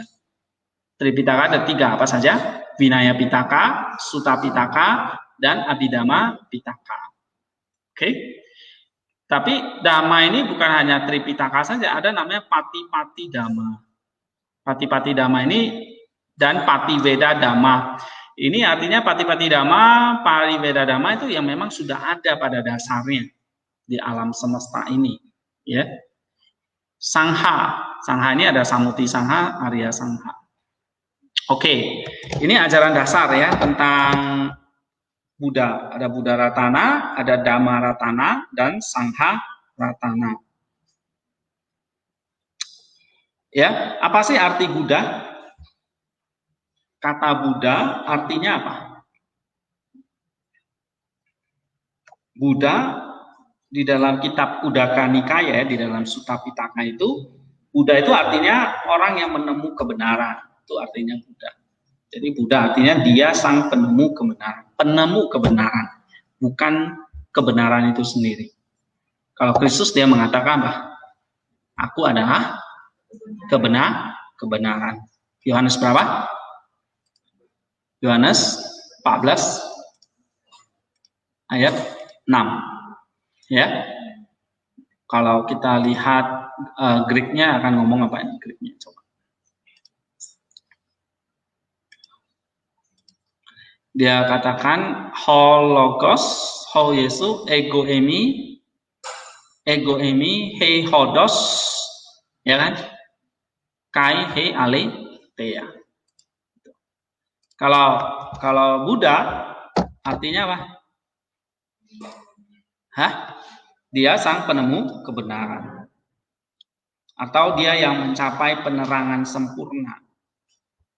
Ya. Dia yang sudah mencapai kesempurnaan melalui penembusan sempurna penglihatannya dan mencapai kesempurnaan tanpa bantuan siapapun. Jadi dia benar-benar berusaha sendiri mencapai Buddha. Ya. Jadi sifat-sifat Buddha itu mereka yang sudah suci, terbebas dari kekotoran batin, mencapai penerangan sempurna, mempunyai pengetahuan sempurna, yang terbahagia, ya, yang mengetahui dengan sempurna keadaan setiap alam, pembimbing umat manusia, guru para dewa dan manusia, yang sadar, yang patut dimuliakan. Nah, itu arti Buddha. Nah, Buddha tadi kan dibagi berapa? Sama Sambuddha, Paceka Buddha, dan Dhyani Buddha atau Sawaka Buddha. Sama Sambuddha itu artinya orang yang menjadi Buddha dengan usaha sendiri tanpa bantuan makhluk lain. Gitu. Kalau tadi Paceka Buddha artinya apa?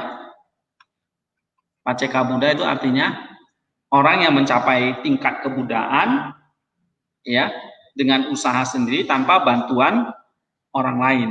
Tapi dia tidak mengajarkan ajarannya.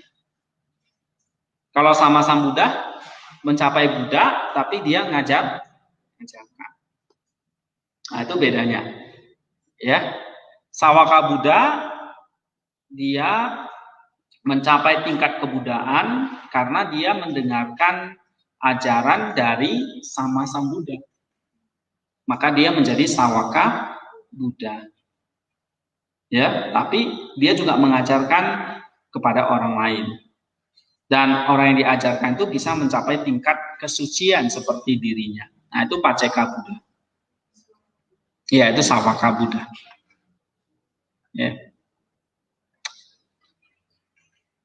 Nah, ajaran Sang Buddha memberikan bimbingan kepada kita untuk membebaskan batin dari kemelekatan.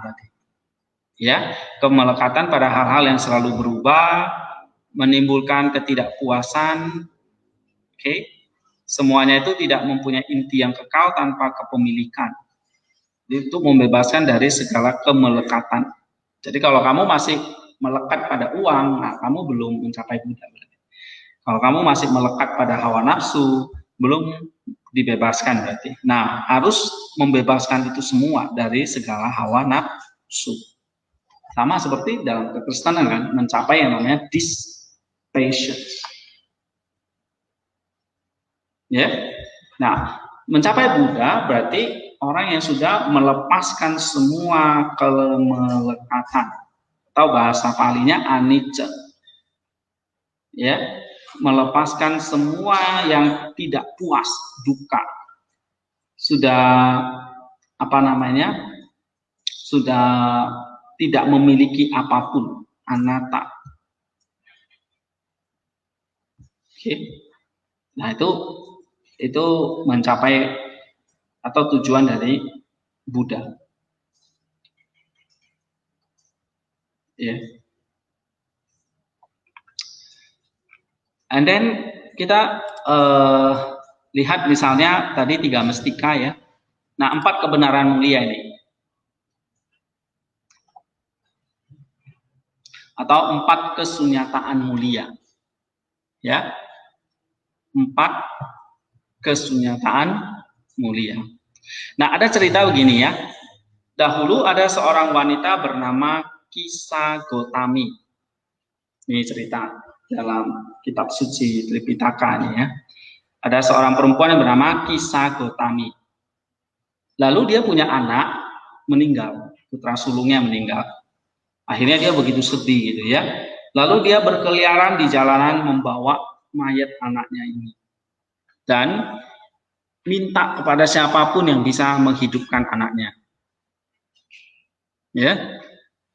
Sampai ada orang yang baik hati membawa perempuan ini, ibu ini yang putranya meninggal ini, dibawa kepada Sang Buddha.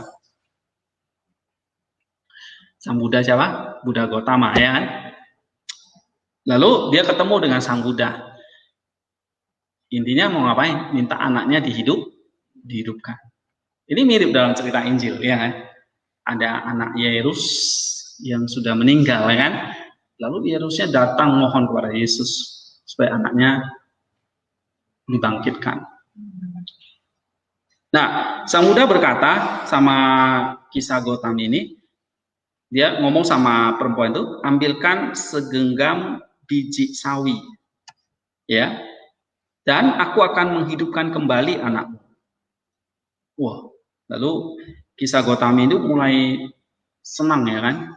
Dia cari biji itu.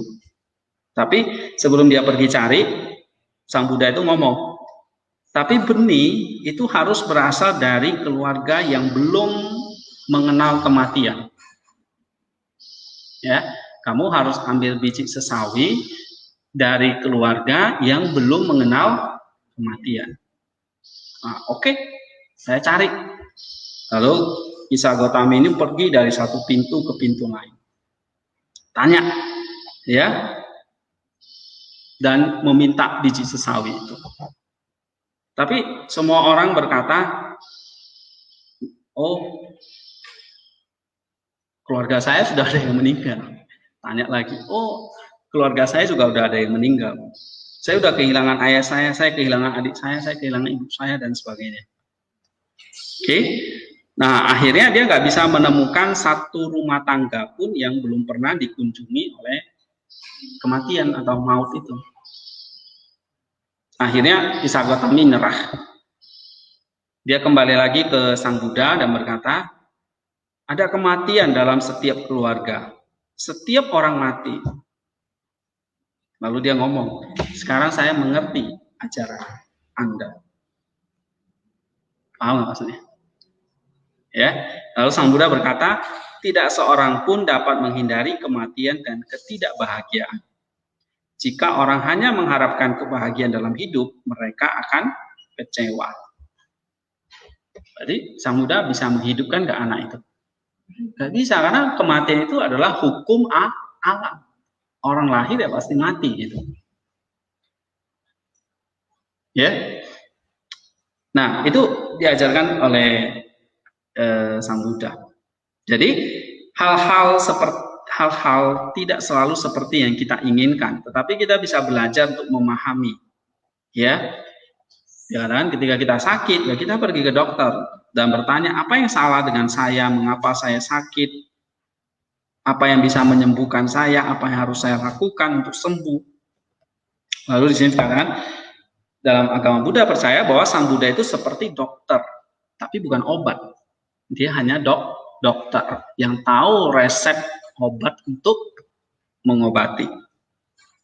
Ya, dokter itu ya akan mendiagnosa penyakit, dia tahu apa penyebabnya, lalu dia bisa kasih resep untuk menyembuhkan. Nah, itu kira-kira seperti dokter Sang Buddha.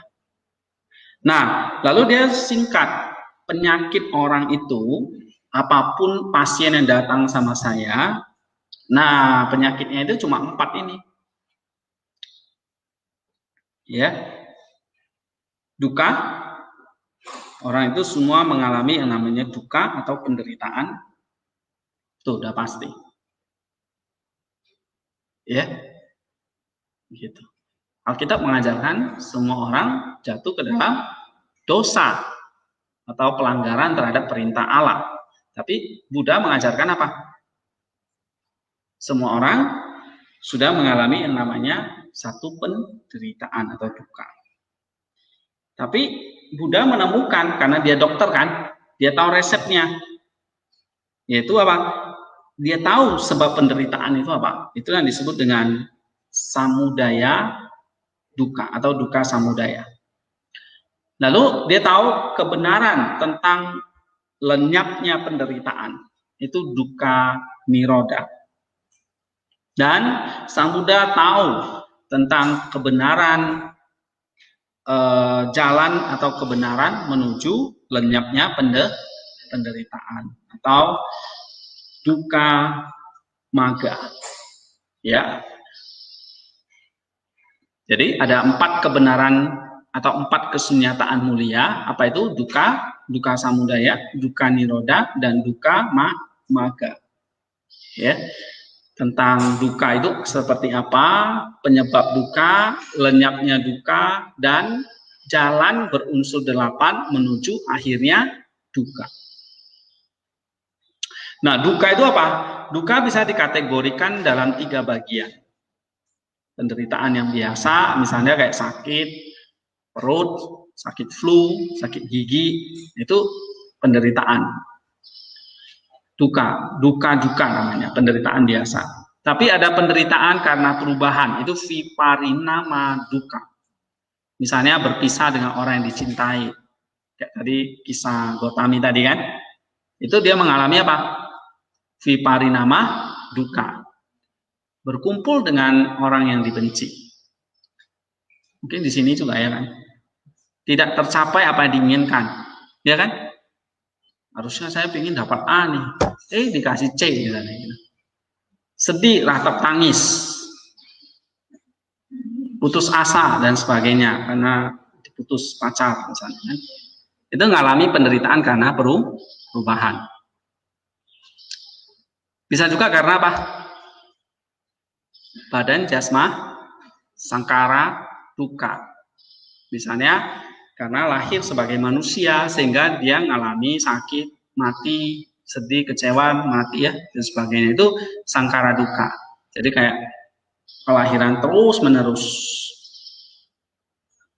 Hari ini hidup, nah terus dia mati, terus jiwanya lahir lagi menjadi manusia lagi, menderita lagi. Nah itu namanya apa?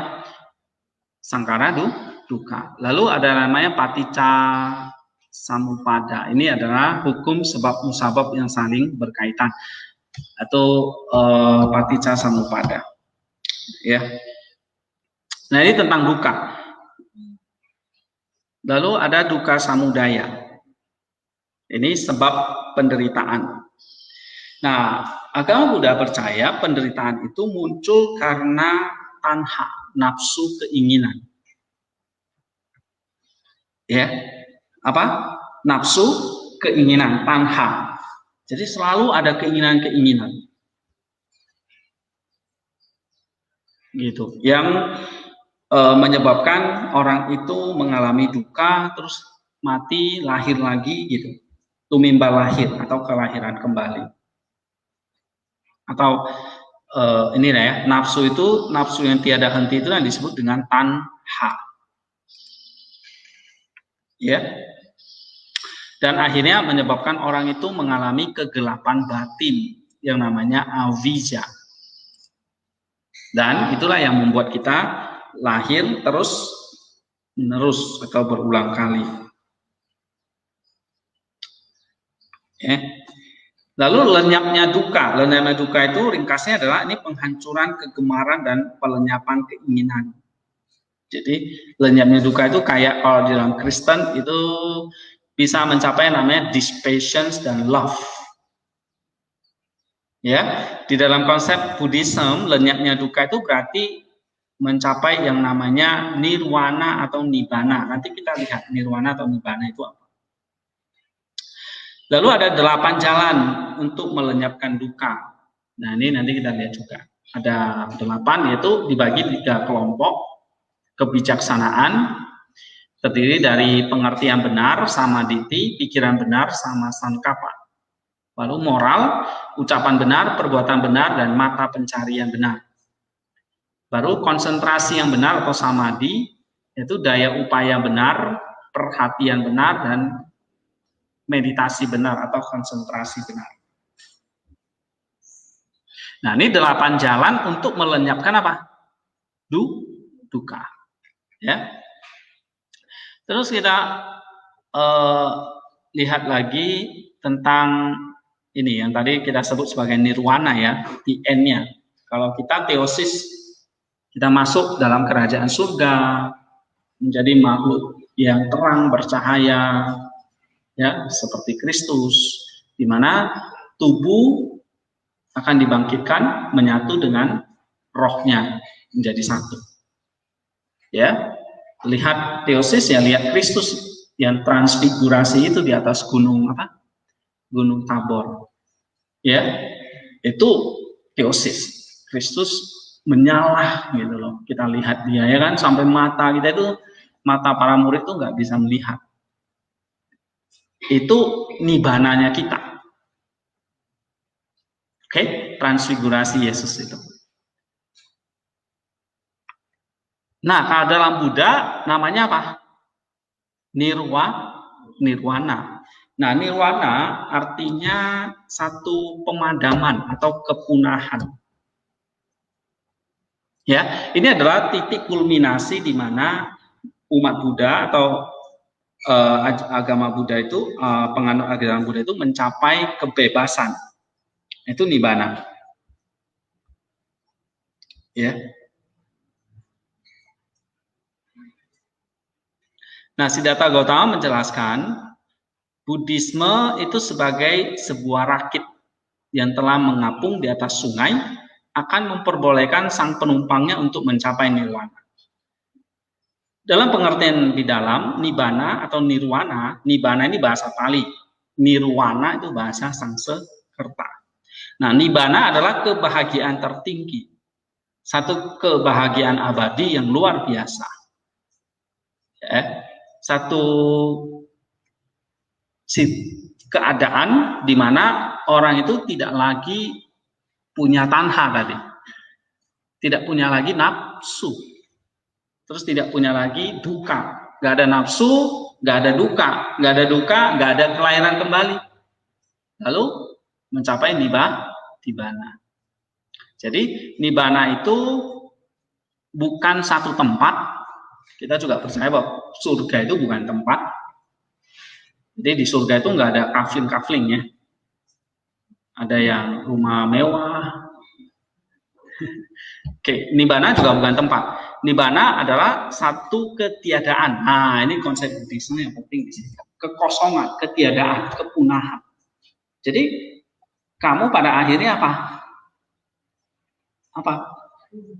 Yang kekal itu adalah jiwamu tanpa bertubuh materi lagi. Karena kalau kamu bertubuh materi, kamu pasti akan punya tanha. Jadi kosong aja, ketiadaan aja. Jadi nibbana itu suatu kondisi, bukan tempat. Ya. Tapi nibbana bukan surga. Karena kalau dalam konsep Buddhisme, surga itu kan didiami oleh para dewa. Para dewa itu masih ada nafsunya. Sehingga para dewa itu bisa lahir lagi jadi manusia. Tapi kalau dewa yang baik, dia bisa lahir jadi bodhisattva. Bodhisattva bisa jadi Buddha. Nah, surga itu tempat diamnya para bodhisattva dan dewa. Bagi kita, konsep kita di surga, konsep kita surga itulah Allah, Allah itulah surga. Ya, gitu. Jadi bukan tempat, tapi surga itu adalah Allah itu sendiri. Nibbana bukan surga. Nah, nibbana itu dalam kitab Udana bab 8 ayat yang ketiga, Sang Buddha itu menjelaskan gini. Nibbana itu artinya apa? Berhentinya kelahiran, berhentinya penjelmaan, maksudnya reinkarnasi, berhentinya kama, berhentinya sangkara. Sangkara tadi itu ya, kelahiran kembali.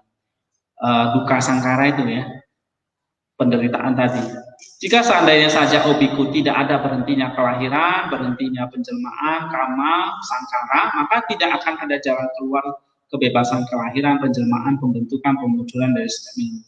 Tetapi karena ada berhentinya kelahiran, berhentian penjelmaan, berhentinya kama, berhentinya sangkara, maka ada jalan keluar kebebasan kelahiran, penjelmaan, pembentukan, pemunculan dari sebab yang lalu. Ya. Nah, itu apakah nibbana satu tempat? Nibbana bukanlah satu tempat, tapi nibbana ada sebagaimana api ada, meskipun api itu tidak disimpan di satu tempat tertentu. Apakah ada tempat berpijak bagi seseorang untuk mencapai nibbana? Ya, Raja, tempat itu adalah kebajikan. Jadi nibbana itu jangan dipandangkan kayak satu tempat surga yang dimana kita tuh bisa menikmati hawa nafsu kita sepuas-puasnya gitu. Enggak, nibbana itu kekosongan. Jadi kamu akan habis, punah, kamu kosong, mencapai yang namanya Buddha. Ya, artinya kamu nggak akan nibbana itu kamu tidak lagi lahir, usia tua, sakit, mati, itu semua terputus. Artinya kamu akan terputus dari keserakahan, loba, kebencian, dosa, dan kebodohan batin atau moha.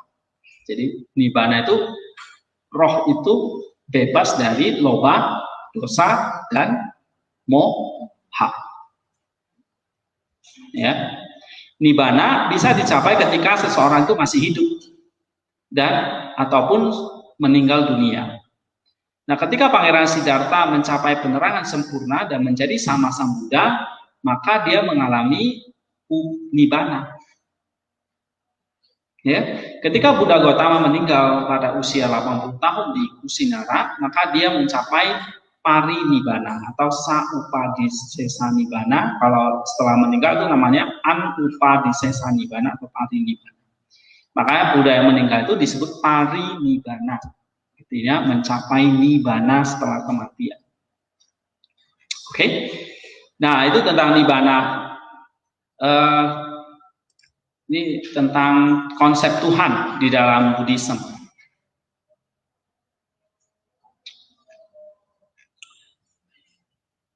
Nah, ini ada namanya Dewa Mahabrahma, ya. Ada ceritanya di situ menarik, ya.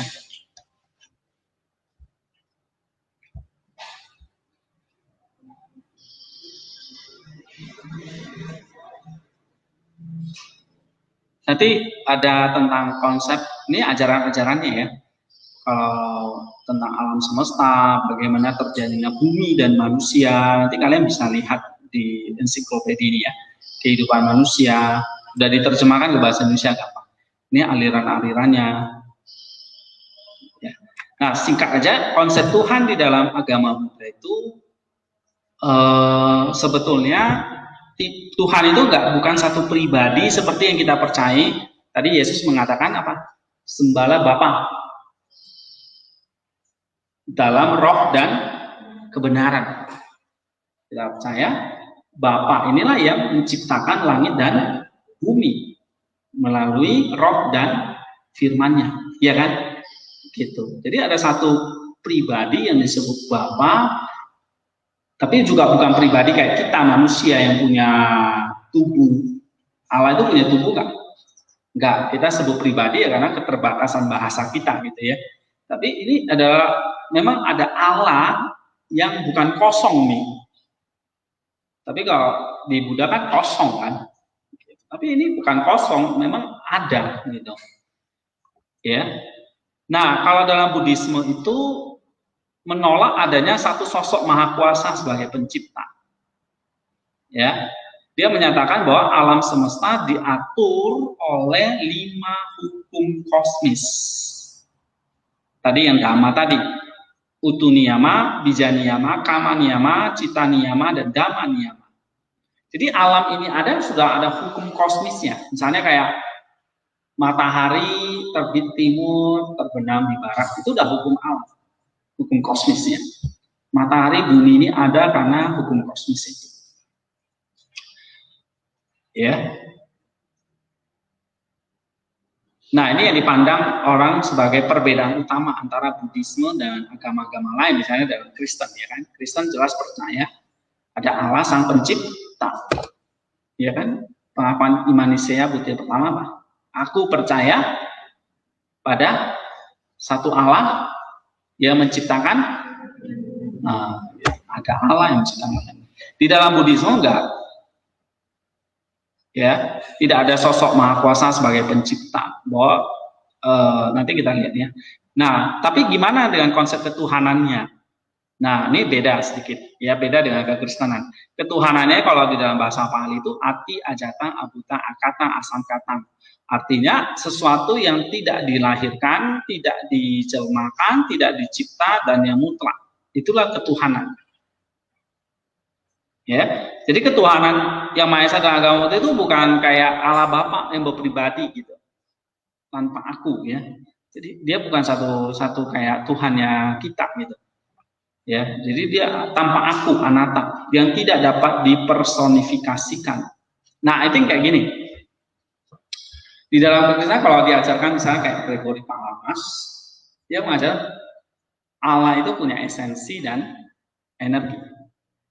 Yang kita tahu tentang Allah itu kan sebetulnya semua energi Allah. Allah itu kasih, ya kan? Maka kita, karena Allah itu mencintai dunia, menciptakan kita akan Allah itu kasih. Tapi kasih itu sendiri seperti apa? Essence kita bisa seperti Buddha ini, nggak ngerti kita, ya, nggak tahu, gitu loh. Nah, Buddha melihat terlalu jauh tentang esensinya, gitu loh. Ya, kita secara balance, ya memang satu sisi kita nggak bisa menjelaskan siapa Allah itu. Ya, kayak kita menjelaskan air itu adalah H2O kan gitu misalnya. Oke? Nah, air terdiri dari hidrogen dan oksigen. Kita nggak bisa mengajarkan Allah itu Bapa, Anak, Roh Kudus. Itu yang disingkapkan kepada kita gitu, ya kan? Allah Tritunggal gitu. Tapi Bapa kayak apa Bapa itu? Nah, kita nggak bisa personifikasikan. Oh, Bapak berarti kita pikir Bapak ya berarti punya istri, punya anak gitu. Nah, kita juga satu sisi kita bisa seperti Buddha, tidak bisa dipersonifikasikan, tidak memiliki kepribadian, tidak dapat diuraikan gitu, seperti apapun.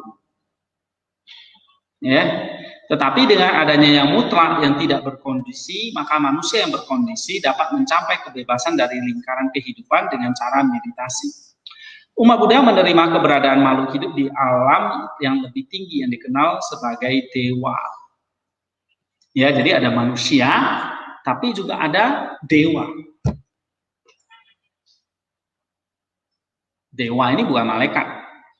Di dalam Buddhisme nggak ada namanya malaikat.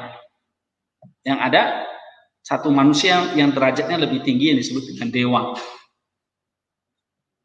Ya, tapi mereka masih menderita, bisa lahir jadi manusia lagi. Jadi agama Buddha tujuannya bukan jadi dewa, tujuannya jadi Buddha mereka. Ya, bahkan Buddha sering disebut sebagai guru para dewa, seperti misalnya mungkin menjadi bodhisattva. Oke, ini bagaimana ketiadaan pencipta dunia. Nah, bagaimana dunia ini diciptakan? Dalam ajaran Buddha tidak dikenal adanya dewa pencipta ataupun sang pencipta dunia, alam semesta dengan segala isinya, diatur oleh niyama dhamma. Jadi dunia itu ada, ya pada dasarnya ada dan diatur oleh niyama dhamma. Ya, yang inilah dhamma inilah yang mengatur seluruh kehidupan alam semesta. Segala tata bintang, galaksi di jagat raya ini, itu ada hukum alam yang sudah mengaturnya. Sehingga dhamma bukanlah ciptaan para Buddha. Jadi Buddha ini bukan menciptakan dunia ini. Ya, dhamma atau kayak niyama dhamma ini tetap ada dan tetap akan ada selamanya. Para Buddha itu hanya penemu. Nah, kalau dalam Kristen apa? Kalau kita baca dalam Ibrani, apa itu? Firman itulah yang menciptakan segala sesuatu. Lalu firman itu jadi manusia. Nah, ini bedanya. Buddha itu lihat dunia ini sudah ada, yang atur dhamma. Aku cuma tahu saja, gitu. Ya, nah maka dalam salah satu Sutta Pitaka itu ya Dhamma Niyama Sutta itu dikatakan, oh para biku, apakah para tata-gata itu maksudnya Buddha ya, muncul di dunia ini atau tidak, dhamma akan tetap ada, dan ini adalah hukum yang abadi. Dengan memahami bahwa semua hal yang terjadi di dunia ini semata-mata hasil dari proses hukum kosmis, penganut Buddhisme meninggalkan konsep yang salah tentang penciptaan. Bahwa dunia ini diciptakan oleh sosok pencipta yang disebut Brahma, Tuhan, atau apapun sebutannya. Jadi dalam agama Buddha, alam ini ada karena hukum kosmik. Ya, misalnya kayak dalam sains itu lebih cenderung ke Buddhisme ya. Misalnya kayak hukum Big Bang. Ya. Nah, itu ledakan kosmik itulah yang menciptakan akhirnya ada bumi, ada makhluk hidup. Oke.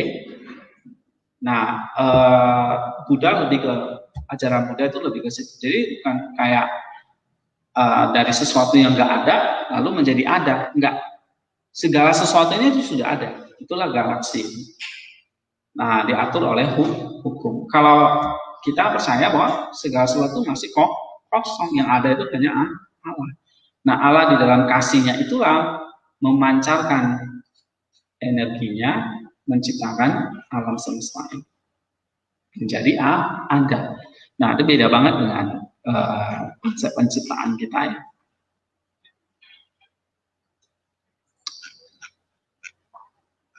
Ini konsep ketuhanan yang Maha Esa-nya ini yang disebut Tuhan yang Maha Esa di dalam Sutta Pitaka ini dikatakan ini. Tuhan itu apa? Kalau gitu, yang tidak dilahirkan, yang tidak menjelma, yang tidak tercipta, yang mutlak. Ya. Nah, ini kalau kita digambarkan di dalam Kristen itu esensi Allah ini, yang mutlak, yang tidak dilahirkan, yang tidak menjelma, yang tidak tercipta, yang mutlak. Ya. Oke, itulah disebut sebagai sesuatu yang tidak dilahirkan, tidak dijelma, tidak dicipta, yang mutlak. Itulah disebut sebagai Tuhan. Gitu. Itu yang disebut Tuhan dalam konsep Buddhisme. Ya. Apakah Tuhan itu satu atau banyak? Ya pokoknya sesuatu yang tidak dilahirkan, tidak dijelmakan, tidak dicipta, yang mutlak. Ya, jadi ketuhanan yang Maha Esa adalah sesuatu yang tanpa aku anatta, yang tidak dapat dipersonifikasikan, tidak dapat digambarkan dalam bentuk apapun. Ya. Nah, alam semesta ini sangat luas dengan banyak tata surya, jumlahnya tidak dapat dihitung. Benar ya? Hal ini diterangkan oleh Sang Buddha sendiri. Ini ada satu muridnya bertanya, lalu dia jawab. Ya, maka di dalam ini ya, sesuai kalau kita pernah lihat satu video yang saya tunjukkan ya, alam semesta itu luasnya kayak gimana? Dia katakan ini 1000 kali 1000, 1000 tata surya. Gimana itu? Kemudian ini baru alam divivasi Majjhimanika Lokadhatu. Belum ada Lokadhatu yang lain ini. Ini 1 miliar tata surya. Amazing ya. Gitu. Dan ini ternyata terbukti benar ya dari sainsnya. Bahwa tata surya kita, matahari kita itu cuma debu aja gitu loh. Ya, apalagi kita ya. Kamu bukan debu lagi loh. Nggak tahu apa ya. Oke. Nah, ini ada berapa Lokadhatu? Lokadhatu itu apa? Satu tata surya. Jadi kalau satu tata surya kecil itu berarti apa? Ada matahari dan bintang-bintang ya kan? Matahari itu bintang dan planet-planetnya. Itu satu tata surya kecil. Nah, Buddha melihat bahwa ada berapa tata surya, kagak terhitung. Ada berapa ini? 1 juta, 1 miliar tata surya. Berarti ada 1 miliar matahari lagi. Ya. Nah, bagaimana terjadinya bumi dan manusia? Ini kalian bisa baca di sini deh. Lalu kehidupan manusia. Ya, ini saya kira referensi yang sebagai belajar ajaran-ajaran dasar Buddhism, ya, sangat bagus. Kalian nanti saya kopikan linknya, kalian bisa bacakan sendiri. Oke, kita break dulu, ya, sebelum ada yang